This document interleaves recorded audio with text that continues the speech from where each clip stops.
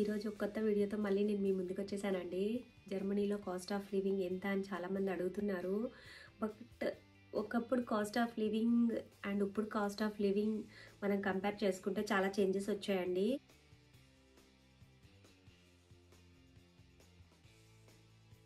Because of inflation. So అందుకనే ఇప్పుడున్న cost ప్రకారము నేను ఈ కాస్ట్ ఆఫ్ లివింగ్ మనకి జర్మనీలో ఒక ఫ్యామిలీకి, ఇండివిజువల్ పర్సన్కి అండ్ కపుల్స్కి ఎంత అవుతుంది అనేసి ఈ వీడియోలో నేను క్లియర్గా మీకు చెప్తాను. అదేలాగా బేస్డ్ ఆన్ మనం ఏ ప్లేస్లో ఉన్నాము అనేది కూడా చాలా ఇంపార్టెంట్ అండి. సిటీ సెంటర్లో ఉంటే అదొక ప్రైస్ ఉంటుంది, అండ్ మనము సిటీ సెంటర్లో కాదు కొద్దిగా అవుట్స్కట్లో ఉన్నామంటే దానికి ఒక ప్రైస్ ఉంటుందన్నమాట. సో అలా బేస్ చేసుకొని నేను ఈ వీడియోలో మీకు చెప్తాను. ఫస్ట్ మనిషికి ఎక్కడికైనా మూవ్ అయ్యాడంటే కావాల్సిందే అకామిడేషన్ అండి, అంతే కదా. సో ఆ అకామిడేషన్ మనకి అంటే పర్సన్ని బేస్ చేసుకొని మనల్ని మనం బేస్ చేసుకొని తీసుకుంటాం. అంటే మనం సింగిల్గా వచ్చామా లేకపోతే ఫ్యామిలీతో వచ్చామా, సో దాన్ని బేస్ చేసుకొని మనం తీసుకుంటాం అనమాట. సో ఇక్కడ కూడా అంతే, సింగిల్గా కానీ వస్తే మీరు స్టూడియో అపార్ట్మెంట్ ఆర్ షేరింగ్ ఈ రెండిట్లో మీరు చూసుకోవచ్చు. స్టూడియో అంటే ఏం లేదంటే జస్ట్ ఒక రూమ్ ఉంటుంది, అందులోనే మీకు కిచెన్ అండ్ అటాచ్ బాత్రూమ్ ఇస్తారనమాట. సో అదే స్టూడియో అపార్ట్మెంట్ అంటే. సో ఇది సెంటర్లో అయితే మీకు షేరింగ్ అనమాట, ఎంతమంది షేర్ చేసుకుంటున్నారో సో అది బేస్ చేసుకొని ఉంటుంది. అదే కానీ స్టూడియో అపార్ట్మెంట్ కానీ మీరు తీసుకుంటే మాత్రం ఖచ్చితంగా మీకు 800 యూరోస్ దాకా పడుతుందండి. అదే కానీ కొద్దిగా అవుట్స్కట్లో మీరు తీసుకుంటే మీకు 600 వరకు పడుతుంది మంత్లీకి సింగిల్ పర్సన్కి. అదే కానీ కపుల్స్ కానీ అయితే 1000 దాకా పడుతుందండి మీకు. అలాగే ఒక ఫ్యామిలీ అయితే మనము స్టూడియో అపార్ట్మెంట్ అండ్ షేరింగ్ తీసుకోలేము కాబట్టి వాళ్ళకి అపార్ట్మెంటో లేకపోతే ఇండివిజువల్ హౌస్ లాంటివి ఉండేవి తీసుకోవాలి కాబట్టి. అండ్ ఇక్కడ గవర్నమెంట్ రూల్ ఏంటంటే ఒక పర్సన్కి 12 స్క్వేర్ ఫీట్ అనేది మీటర్ అనేది ఉండాలి ఖచ్చితంగా అనమాట. సో దాన్ని బేస్ చేసుకొని ఇక్కడ ఓనర్స్ కూడా మనకి మీరు ఎంతమంది ఏంటి అని అపార్ట్మెంట్ తీసుకునేటప్పుడే అడుగుతారు. సో అది మనకి సరిపోతుందంటేనే వాళ్ళు ఓకే చెప్తారండి అపార్ట్మెంట్కి, లేకపోతే అపాయింట్మెంటే ఇవ్వరు. సో అలా చూసుకుంటే మనకి 1300 నుంచి 1600 వరకు పడుతుందండి. సో అది కొద్దిగా అవుట్స్కట్లో తీసుకుంటే మనకి 1200 to 1400 లోపు వచ్చేస్తుంది. సో ఇందులోనే మనకి నేను చెప్పిన ప్రైజెస్తోనే మీకు దీంట్లో రెంట్ 2 టైప్స్ ఉంటాయండి, కోల్డ్ రెంట్, వామ్ రెంట్ అనమాట. సో నేను మీకు ఆ కోల్డ్ రెంట్ ప్లస్ వామ్ రెంట్ కలిపి నేను మీకు అమౌంట్ చెప్పేశాను. సో అలాగే యూటిలిటీస్ కూడా ఏంటంటే కొన్ని ఫిట్టెడ్ కిచెన్స్ ఉంటాయి ఇక్కడ, అండ్ కొద్దిగా ఫుల్లీ ఫర్నిష్డ్ ఉంటాయి, కొద్దిగా కొన్ని ఏంటంటే అన్ఫర్నిష్డ్ ఉంటాయి అన్నమాట. సో దాన్ని బేస్ చేసుకొని నేను మీకు ప్రైసెస్ చెప్పాను.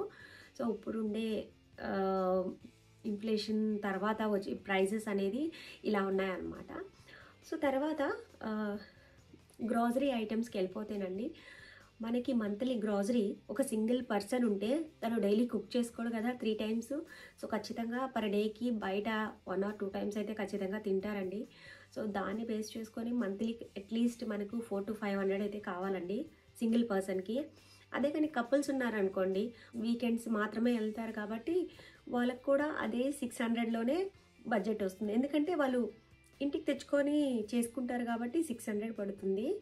అదే కానీ 4 మెంబర్స్ ఫ్యామిలీ కానీ అయితే ఖచ్చితంగా వాళ్ళకి 700 వరకు వస్తుందండి మంత్లీ గ్రాసరీ ప్రైస్. 700 యూరోస్ వరకు పడుతుంది. అండ్ నెక్స్ట్ ఇక్కడ మెయిన్గా మనం పే చేయాల్సిన బిల్ ఏంటంటే ఎలక్ట్రిసిటీ బిల్ అండి. ఎలక్ట్రిసిటీ బిల్ మనము మంత్లీ పే చేయాలి, బట్ మనం ఎంత యూస్ చేసుకున్నామో బిల్ అంత రాదండి. సో సింగిల్ పర్సన్ అయితే తను షేర్ చేసుకుంటాడు కాబట్టి అది పర్ మంత్ 20 యూరోస్ అలా పడుతుంది దానికి. అదే కానీ కపుల్స్ కానీ ఉంటేనండి వాళ్ళకి 80 యూరోస్ వరకు పడుతుంది. అదే ఫ్యామిలీలో 4 మెంబర్స్ కానీ ఉంటే నియర్లీ 100 నుంచి 120 వరకు పడుతుందండి. ఇది వాళ్ళు క్యాల్కులేట్ చేసి మనము అగ్రిమెంట్ తీసుకునేటప్పుడే మనకి ఆ అగ్రిమెంట్లో వాళ్ళే మెన్షన్ చేస్తారనమాట. సో మీరు ఇంతమంది ఉన్నారు కాబట్టి ఇంత పడవచ్చు అనేసి. సో దీనికి ఒక క్యాల్కులేషన్ ఉంది, ఒకవేళ ఎక్కువ అయితే ఏం చేయాలి, తక్కువ మనం యూజ్ చేసుకుంటే ఎలా అనేసి. ఇప్పుడు మనం ఎక్కువ యూజ్ చేసుకున్నామనుకోండి, సో ఇయర్ ఎండింగ్‌లో వాళ్ళు క్యాలిక్యులేట్ చేస్తారనమాట.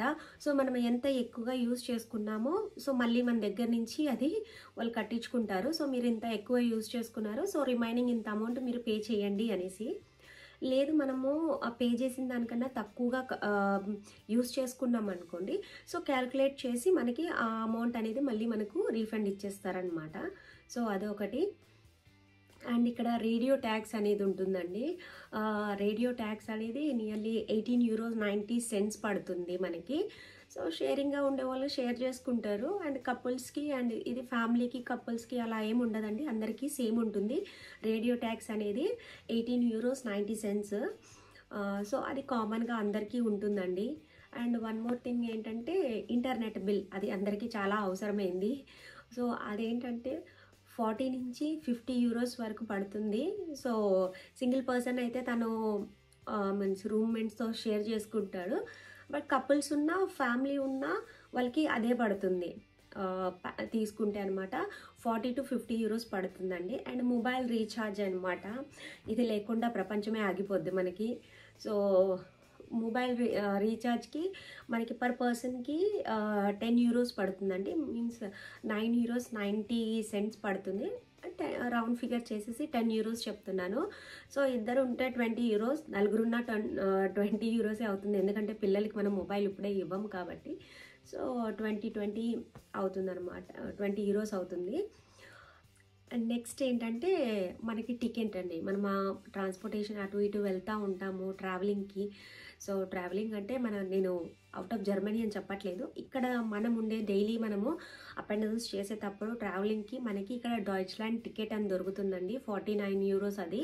సో అది మనం ఇంట్లో ఎంతమంది ఉంటే అంతమంది ఖచ్చితంగా తీసుకోవాలి. అంటే బయటికి వెళ్ళే డిపెండ్స్ ఆన్ వాళ్ళ డైలీ వెళ్తున్నారా లేకపోతే వీక్లీ వెళ్తున్నారా. వీక్లీ వెళ్ళే వాళ్ళకి నాకు తెలిసి అవసరం ఉండదు, బట్ డైలీ వెళ్ళే వాళ్ళకి అయితే ఖచ్చితంగా కావాలండి. అండ్ స్టూడెంట్స్కి మాత్రము 365 డేస్ టికెట్ ఉంటుంది. సో అది తీసేసుకుంటారు. అండ్ పెద్దవాళ్ళమైతే మంత్లీ €49 టికెట్ ఉంటుంది కాబట్టి అది మనం తీసేసుకోవచ్చు. సో టికెట్స్కి అయితే పిల్లలకైతే 365 ఇయర్లీ వన్స్. అండ్ మనకైతే అది కూడా పిల్లలు ఎవరైతే స్కూల్కి వెళ్తారో వాళ్ళకి మాత్రమేనండి. సో స్కూల్కి వెళ్ళని వాళ్ళకి, వాళ్ళు బయటికి వెళ్ళరు కాబట్టి వాళ్ళకి అవసరం లేదు. స్కూల్కి వెళ్ళే వాళ్ళకి మాత్రము ఇయర్లీ వన్స్ టికెట్ ఒకసారి పే చేసేసి తీసుకోవచ్చు. అండ్ నెక్స్ట్ మిస్లేనియస్ ఏంటంటే మనం షాపింగ్ చేస్తాము, బయటికి వెళ్తాము, అవన్నీ పర్సన్ టు పర్సన్ చాలా వేరేగా ఉంటాయండి, చెప్పలేము. కొంతమంది మన బడ్జెట్లో వెళ్దాము అని కొంతమంది అనుకుంటారు. కొంతమంది ఏంటంటే బడ్జెట్ ఆలోచించరు, బయటకు వచ్చాము తిరగాలి అని అనుకుంటారు. ఆబ్వియస్గా జర్మనీ వచ్చిన వాళ్ళు తిరగకుండా 9 కంట్రీస్ బోర్డర్స్ని షేర్ చేసుకుంటుంది కాబట్టి వితౌట్ వీసా మనం ఆ కంట్రీ విజిట్ చేయొచ్చు. కాబట్టి ఇక్కడికి వచ్చిన వాళ్ళు ప్రతి ఒక్కరు ఖచ్చితంగా వెళ్తారు. సో అది వాళ్ళ మీన్స్ బడ్జెట్లో చూసుకొని వెళ్తారు. సో అది మనం క్యాల్కులేట్ చేయలేము కాబట్టి. సో కాస్ట్ ఆఫ్ లివింగ్ మనకి ఇంత ఉంటుందండి. సో ఇవే వస్తాయి. అండ్ ఇన్సూరెన్స్ అంటారా, సో అది మనకు ఆల్రెడీ శాలరీలో కట్ డౌన్ అయ్యి మనకి వస్తుంది కాబట్టి అది నెక్స్ట్ వీడియోలో నేను మీకు చెప్తాను. సో మనకి ఎంత ప్యాకేజ్ అయితే ఎంత శాలరీ వస్తుంది అనేసి. సో ఇది అండి కాస్ట్ ఆఫ్ లివింగ్ మనకి జర్మనీలో. నేను ఒక ఐడియా ఇచ్చాను మీకు, ఎంత టోటలీ నేను చెప్పను ఇంత అనేసి బేస్డ్ ఆన్ మీ లొకేషను.